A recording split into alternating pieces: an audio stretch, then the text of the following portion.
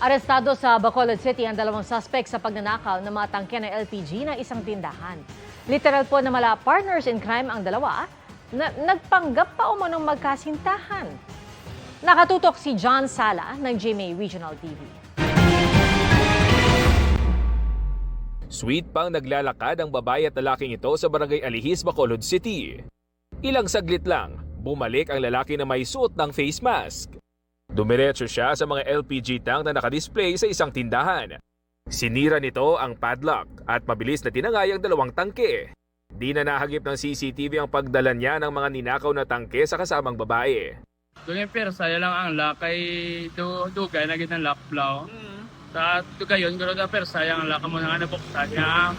O nasilatan nila sa gwardya nga tingala ko na nagbukas ko ng pertahan. Dahil naihingi ito ng tulong sa mga otoridad, mabilis na naaresto ang dalawa.